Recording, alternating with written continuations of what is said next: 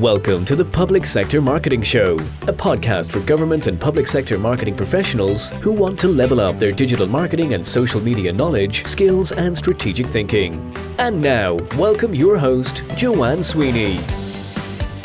Hello and welcome to episode 58 of the Public Sector Marketing Show. LinkedIn is my favorite social network and it's a valuable platform to connect, learn, and share. Over the past 10 years of using it, I've built up over 10,000 really important and vital connections, many of whom I know through work, but also others who I haven't met in person, but are part of my sector and operate right across the world. More than ever, leaders have a responsibility to show up online and share their knowledge because people are using social media to seek out news and information. Developing your social media footprint is also important as a public sector leader, especially if you are intent on managing your online reputation. So coming up in the show, I explore the opportunities to lead from the front in your organization, in your sector, and among your peer group on LinkedIn. Why LinkedIn is the perfect platform for public sector leaders, top tactics to be an authoritative voice on the platform, and I speak to Margot Ling, founder of TCP Growth, an executive coach and communications consultant, and former Twitter executive based in Hong Kong.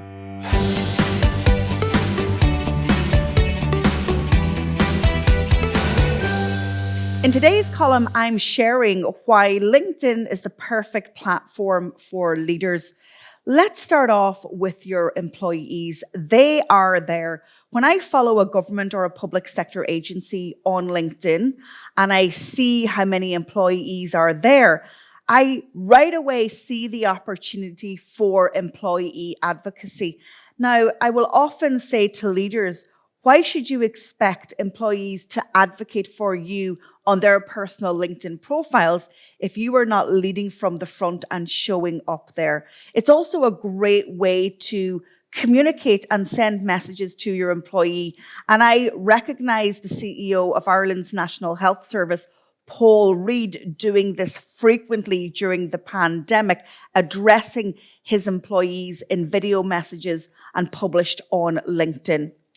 Secondly, why is LinkedIn the perfect platform for leaders? Well, it's where you can illustrate and display organization culture. We're currently living through the Great Resignation. It is increasingly difficult for government and public sector to attract talent. The private sector are also in recruitment mode. So you really have to step up and really show that working in public service and choosing it as a career is a meaningful thing to do. So engage in storytelling and really lean into that employee advocacy opportunity on LinkedIn.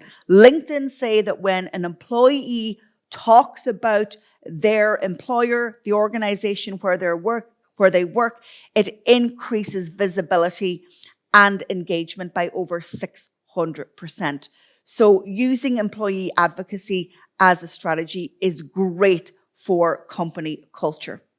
Number 3, your peers are there. So those who you work with directly in your own organization, other stakeholders in other government agencies and funding bodies, in policy and in politics, but also peers from across the world. It's a great way to network and find out how other jurisdictions are dealing with the digital day challenges of operating in government and public sector. Number 4, I would say that just to remind you that your content on LinkedIn, including your personal profile, is indexed on Google. So this is a great way to manage your online reputation. If you haven't Googled yourself already, whip out your phone and go and do it now. And ideally what you should be seeing is the website where you are employed coming up and then your LinkedIn profile coming up. You want to try and own and manage that reputation piece.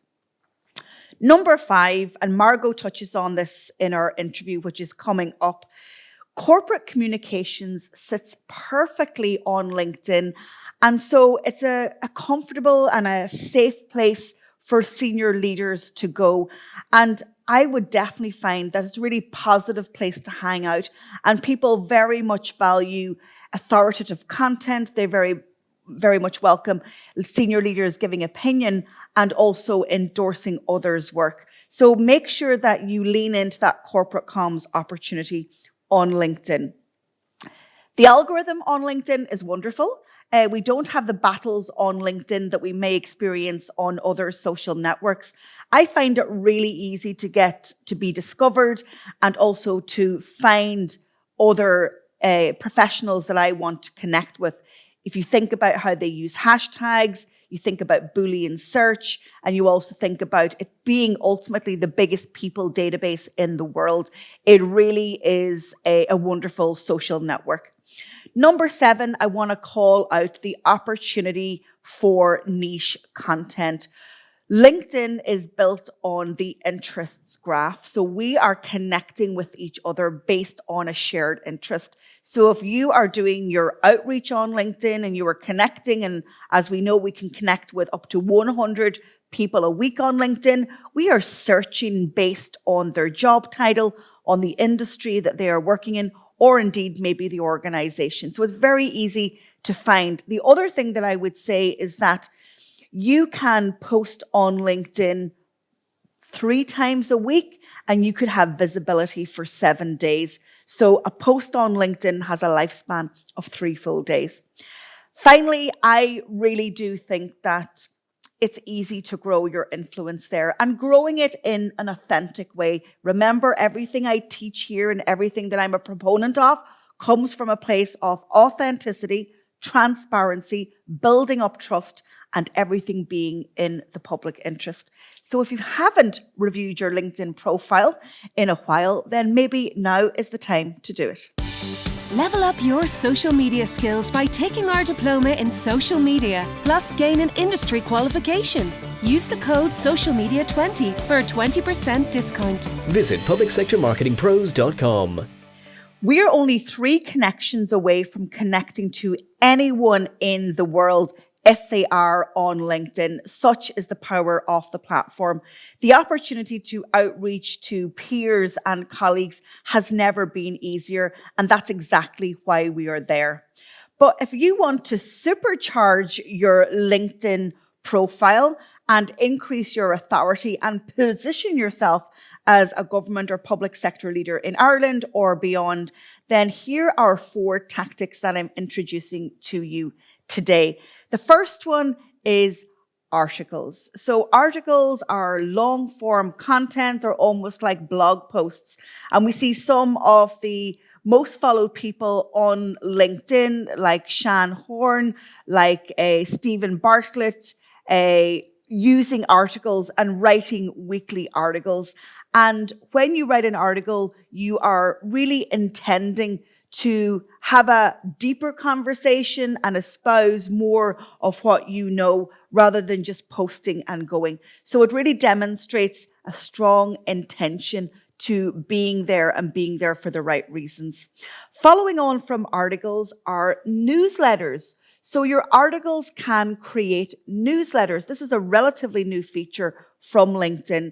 I've tested that feature, and within a month, I gained over 2,500 subscribers to the newsletter. So what I do is I write an article. It sits under my 3 Social Media Wins newsletter. And when somebody subscribes to your newsletter, it goes to their email inbox. So it is connected to their own email that they use to register for LinkedIn. So you're getting beyond the LinkedIn presence. You're actually getting into the inbox of those people that you want to influence. And this is a great opportunity for CEOs, directors, heads of departments, communications managers to set up a newsletter, even twice a month, 200 to 300 words, pick one topic, share your views, share your opinions, and then send it off, and maybe staff will sign up for it. Something that I noticed on LinkedIn, it's quite smart. How do you get subscribers? So I wasn't proactive in promoting my LinkedIn newsletter. Yeah, I shared it on as a post on my LinkedIn profile. But what I noticed is that LinkedIn is actually sending notifications to all of your connections and followers and inviting people to subscribe on your behalf. So you don't even have to promote it. The third tactic that I am promoting today is live streaming. So if you haven't already turned on creator mode on your LinkedIn profile, please do that. That then gives you access to live streaming. As we know, live streaming is a great way to build deeper connections, to build up that trust and authority. And it is about you showing up. And you could turn this into a monthly Q&A. You could spend the month curating questions from staff or potential staff, and then live streaming once a month and providing those answers. And finally, leaning into social audio and mirroring what the other social networks are doing, LinkedIn now have audio rooms. So audio rooms are almost like podcasting or radio. It's all about the power of social audio. So you can create a room, invite people in, and you guys can have a conversation about a particular topic. LinkedIn, as I said at the beginning of the show, is my favorite social network. I hang out there every day, and I really appreciate the new features that it's brought to its users over the past number of months and over the past year. So if you're not leveraging any of these new tactics, talk to your comms team and let me know if you launch any of them.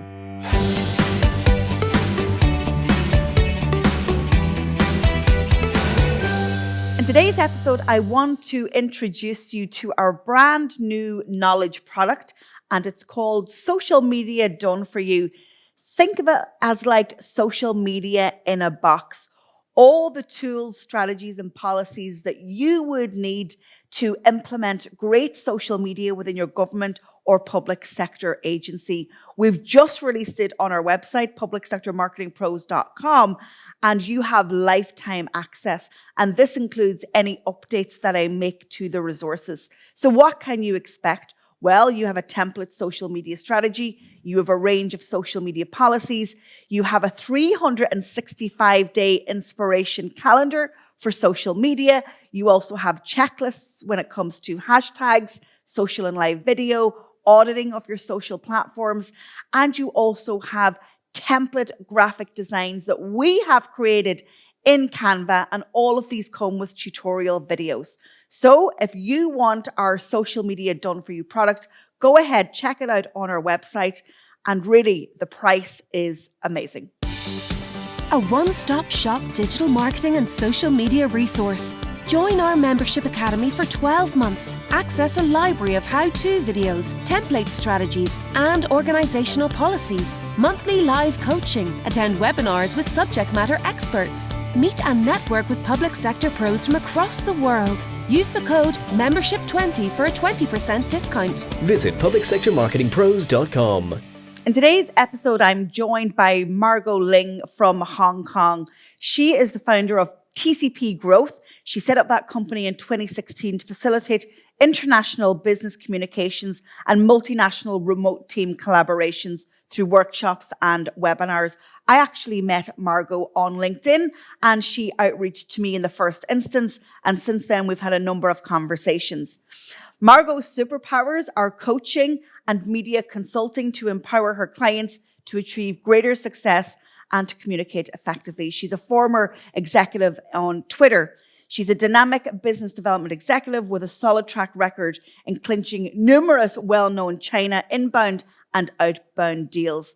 In this conversation, we talk about the role of LinkedIn on senior executive leadership profiles and also some tactics that senior leaders should be leveraging right now.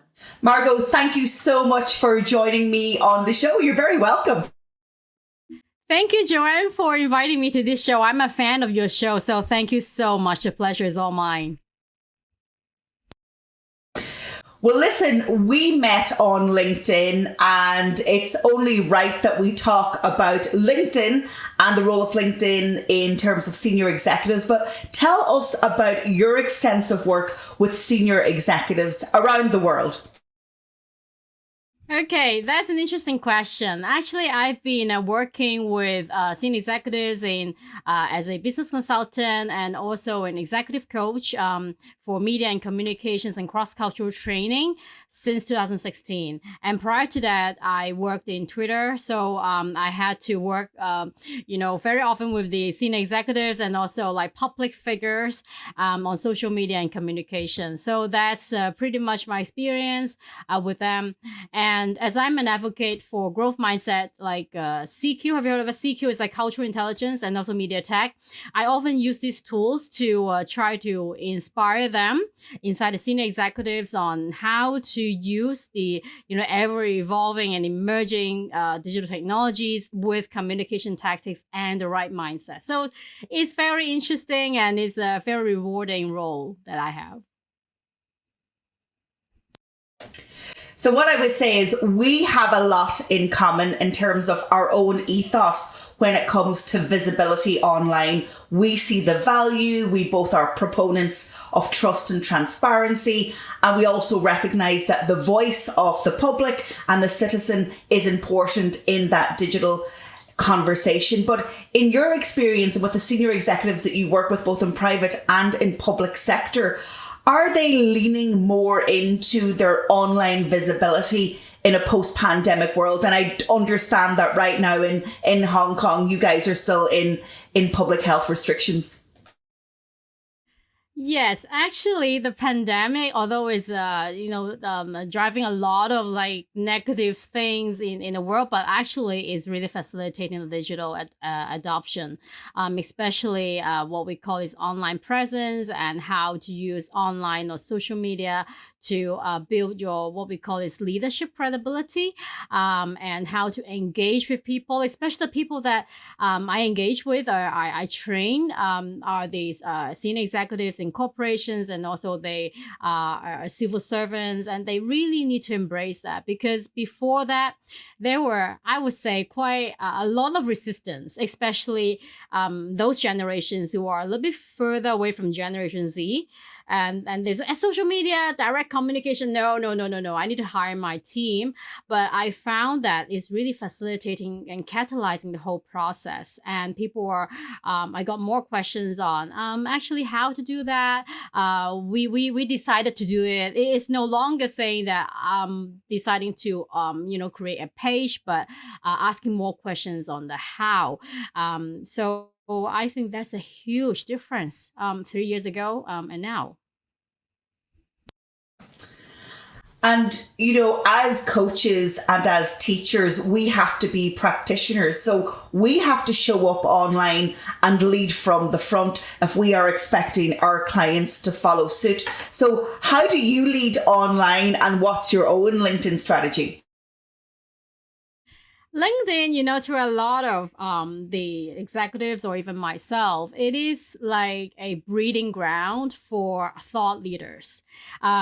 There are a lot of different social media platforms. I'm very familiar with Twitter. It's for pretty much for news, and Facebook. Everyone knows that it's like a big cafe, with all the interest in Instagram, beautiful photos.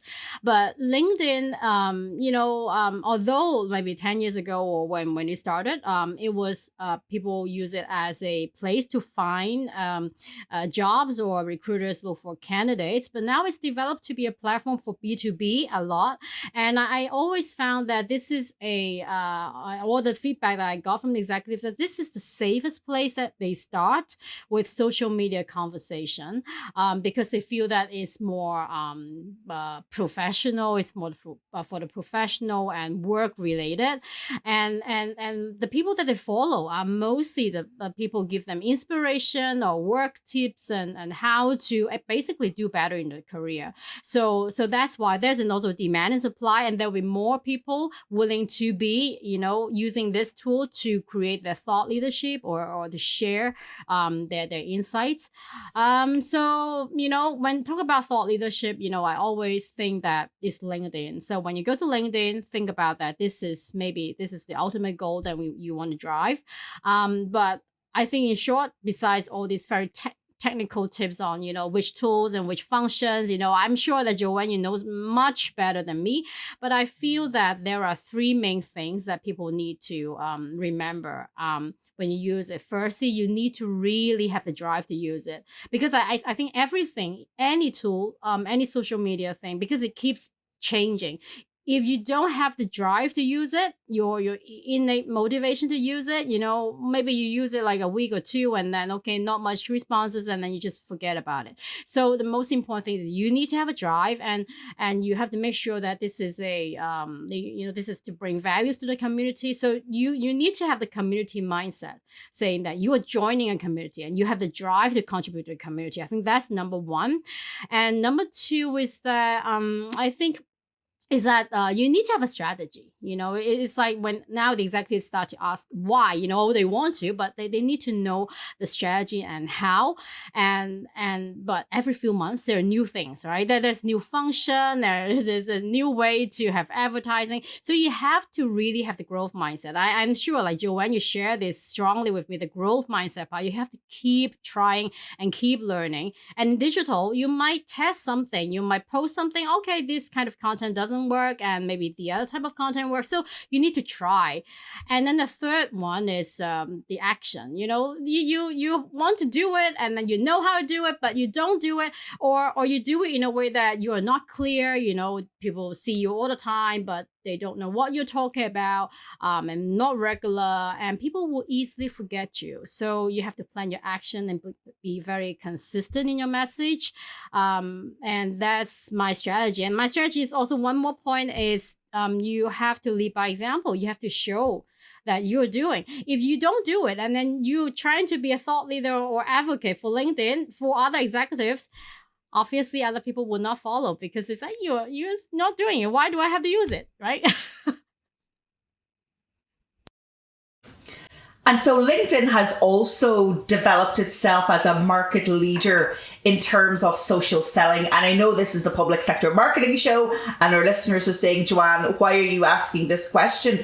But I truly believe that the whole concept of social selling that is finding its feet across all social networks can really be translated into public interest messaging and senior leadership within government and public sector, because we're all selling ourselves, because as humans, we have the technology, but why we still have a relevant role is that emotional intelligence, that leadership, that lived experience that inspires somebody or introduces you to somebody, like how we met and said, hey, I think we can collaborate. So as a social selling platform, are you seeing that your colleagues, your coaches, executives are leaning into that opportunity?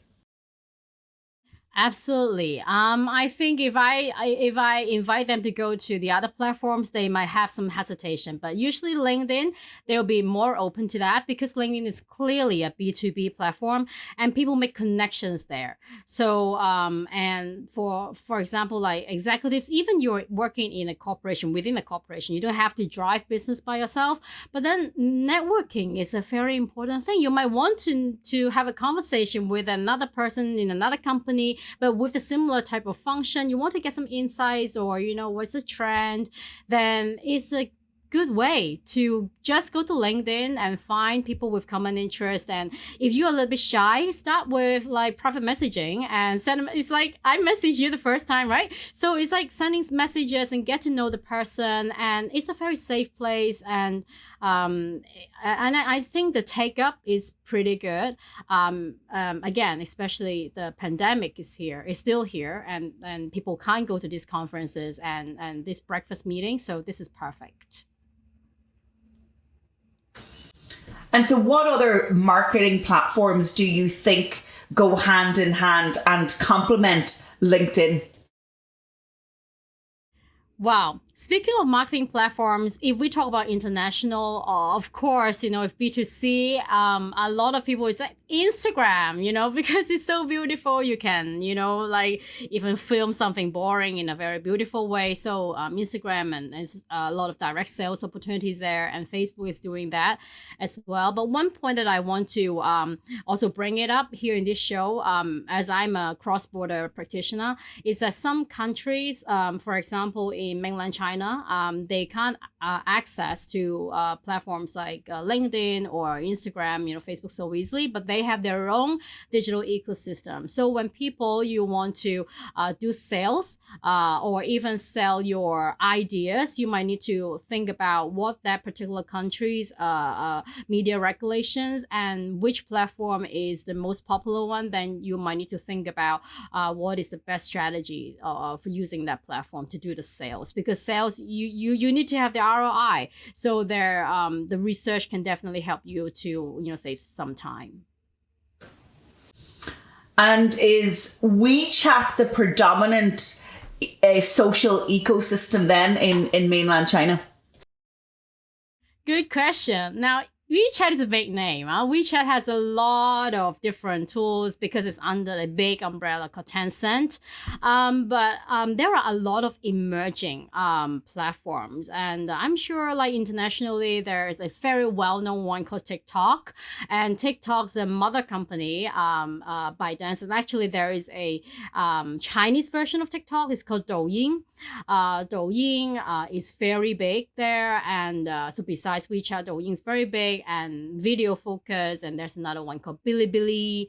There's another one called Xiaohongshu. Okay, it's a little bit difficult to pronounce for a non-Mandarin speaker, but there are a lot of new ones. But one key takeaway from me is that in mainland China is very much short video focused. So if you're trying to bring your strategy into places like mainland China, you're not only have to consider which platform you need to use, you also need to study what type of like consumer behavior, what is the communication styles that they have. Then you use the right form of content, and that will make your sales much more efficient. Fantastic. And how are leaders adapting in a post-pandemic world? And again, I acknowledge that perhaps a post-pandemic world is maybe a little bit premature, but how do you think their thinking and their action in terms of digital communications has shifted? Yeah, as you said, it's not like, don't know when the post-pandemic, will happen, but, we are working really along with, the evolvement and the development of a pandemic. But the trend shows that in the past few years, firstly, the digital tools take-up rate is much, much higher. So because of that, the change of people's communications behavior, whether they are consuming content, whether they are communication, like business communications, or like now we are having this live and podcast, it becomes a default way of communication. So as leaders, you're leading teams, and teams are people, and people's behavior has changed and their preferences have changed. So maybe, on the leadership side of things, we have to factor in and take this into consideration, and how are we going to use this new phenomenon to, for our organization type of design, and also what type of training people need and what type of setting people need. And there's a buzzword. I mean, your show also talk about is a remote setting. People needs to work in a remote setting or hybrid setting, and they need to be embraced with digital tools. There's a different types of digital tools, and not only like Zoom and Teams, and there are different more, like how you work better, or even now I come across something like metaverse type of meeting rooms. So I think leaders needs to be more aware on the technology side of things. Plus, because of there will be less geographical boundaries now because of the digital reach. So there might be different cultures of people maybe joining your team. So the cross-cultural communications and the confidence for your team needs to be higher to minimize conflicts and to work better. So I think cross-cultural competencies and also the digital literacy will be two of the most important skills that people need to think about. And if we can touch for a moment in the public sector landscape where you are, and we talk a lot about this off the record, and just because we have a shared interest, it's always my inclination that public interest messaging is something that can transfer across borders and across continents. And I know that you watch what's happening in the Western world, and you're there and you are influencing in Hong Kong and wider afield. Do you think there are a lot of similarities, or are there major differences that we can learn from your experience? You mean the way that people use the digital tools to do like diplomacy or reaching out to other nations? I think the core are quite similar. Like you representing your country, your city, and you want to drive more business. I think the core purpose will be very similar, but then I think the way to use communication, the way of communication might be slightly different in terms of what type of format they want to use, or what or the spokesperson that they want to train or select, and the process might be quite different. And what my observation is like in the eastern side, and I will only say the areas I'm more familiar with, it is still in the very beginning to use digital tools to do what we call digital diplomacy, which I think digital diplomacy or this topic is more mature in the West. I think it's also alongside with the emergence of these platforms, and these platforms are starting from the West. So this is in the process in Asia, and I see that it will be getting better and better, and this will be a platform for nation leaders or diplomats to have more conversations together. So looking ahead into 2022 and perhaps beyond into 2023, and the years are just flying by, where do you think we are going to go from a communications perspective? Is it that we're just going to get deeper and extra capacity among teams, or do you think that digital first comms is actually going to be the norm? I think it has to be go hand in hand. So Joanne, if I understand your question correctly, I hear two elements in this. One is the technology element, and then another element is the people element. And I strongly believe that these two has to go hand in hand. If the technology is really advanced, I mean, now everyone is talking about AI, right? Like artificial intelligence, everything is automated. But then without people, understanding how to use it, and without the teams embracing it, technology is no life. So I think in the coming years, it will be there'll be more development on people's understanding deeper on how to use technology and what are the boundaries, like where can they go? Like people talk about privacy a lot. People talk about how safety. I think in the past few years, we focus a lot on the technology. So the technology development was like that. But now I think it's time for people knowledge to catch up on how to use these. Do you agree? This is my biggest takeaway from this interview. And actually, you've kind of humbled me, because I get caught up in the technology conversations with my clients and students, because that's where their fear is. And not enough do we put the focus on the individual and the people, and say, without the people, technology can't do anything.